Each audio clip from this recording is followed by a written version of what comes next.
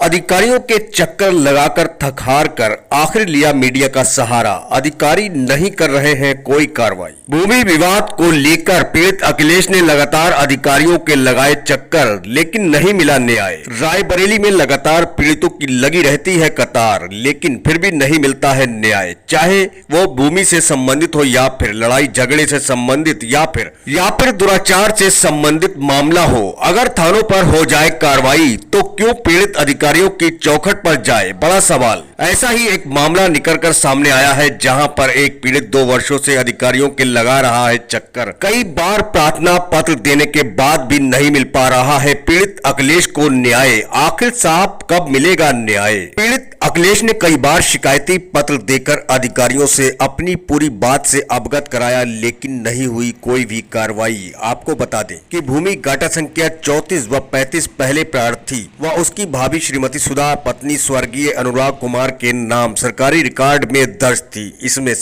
से मेरी भाभी सुधा ने अपने आधे हिस्से का बैनामा विपक्षी आशुतोष द्विवेदी पुत्र कमलेश द्विवेदी के नाम कर दिया था। उसके बाद विपक्षी आशुतोष द्विवेदी ने उसी भूमि का बिल्डर एग्रीमेंट प्रार्थी से करने के लिए कहा, किंतु विपक्षी ने बिल्डर एग्रीमेंट कराने के स्थान पर प्रार्थी से उक्त भूमि का बैनामा धोखे से करवा लिया। प्रार्थी द्वारा इस धोखाधड़ी के संबंध में कई प्रार्थना पत्र उच्च अधिकारियों के समक्ष प्रस्तुत किए, किंतु कहीं से कोई कार्रवाई नहीं हुई। विपक्षी द्वारा प्रार्थी की जाति बदलकर उसकी भूमि का दाखिल खारिज भी करवा लिया गया, जबकि प्रार्थी अनुसूचित जाति का है और अनुसूचित जाति का बैनामा बगैर हरिजन परमिशन के हो ही नहीं सकता और ना उसका दाखिल खारिज हो सकता है। प्रार्थी की उपरोक्त भूमि का मुकदमा न्यायालय नायब तहसीलदार महोदय नगर रायबरेली के न्यायालय में विचाराधीन है। विपक्षी उक्त भूमि को बेचना चाहता है। उक्त मूल में प्रार्थी के नाम विद्युत कनेक्शन संख्या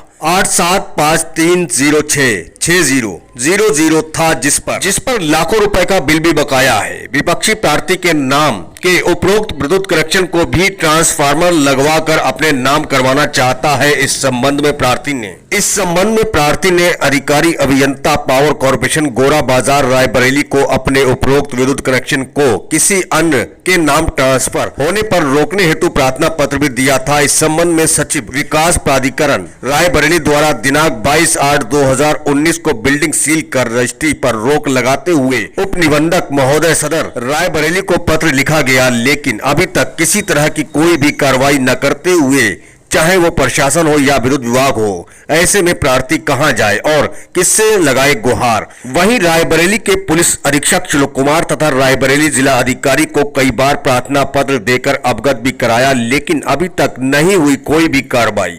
मिला तो सिर्फ आश्वासन। जावेद आरिफ के साथ जिशान सकलैनी की रिपोर्ट, न्यूज डे। कहाँ से आए, क्या परिचय है आपका? मेरा रामनगर से मैं आया हूँ और जिला रायबरेली, उसमें आशुतोष द्विवेदी मेरे मित्र थे। उन्होंने कहा कि आपको फ्लैट बना के मैं 6 फ्लैट दूंगा और बाकी मेरी पार्टनरशिप रहेगी और मैं बिल्डर हूँ। किस थाने का मामला है? कोतवाली शहर का। इसके लिए मैंने कई बार, जब उन्होंने ये बिल्डिंग बेच दी तो मैंने कई बार दौड़ भाग एप्लीकेशन दी। कहाँ दिया आपने? मैंने कोतवाली दिया, एसपी ऑफिस दिया और डीएम ऑफिस दिया। मैंने कई बार फ़ोन भी किया, जो टोल फ्री नंबर है IGRS पे दिया और 1076 पे, लेकिन कोई सुनवाई नहीं हुई। कोई मेरी जो भी रिपोर्टें थी बगैर सुने ऐसे ही लगा दी जाती। मान लीजिए आपकी कोई कार्यवाही नहीं होती तो फिर आप इस समय आप क्या करेंगे? मैं अब SC कैंडिडेट हूँ, मेरे पास कोई ऑप्शन नहीं है। मेरे पास ना कोई ज़मीन है ना कोई प्रॉपर्टी है, तो मैं, मेरी वाइफ, मेरी बेटी, 3 लोग हैं।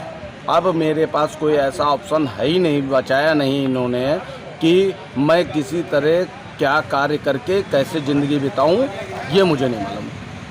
मैं जो प्रशासन चाहेगा, प्रशासन से आप क्या कहना चाहेंगे? प्रशासन से मैं ये कहना चाहता हूँ कि मैं 2 साल से जो टहल रहा हूँ उस पे आप जांच रिपोर्ट बैठा के मुझे न्याय दिलाएं, और अगर न्याय नहीं दिलाते हैं तो मेरे पास आत्महत्या या आत्मदाह के अलावा कोई कार्य नहीं बच रहा, ना कोई ऑप्शन है।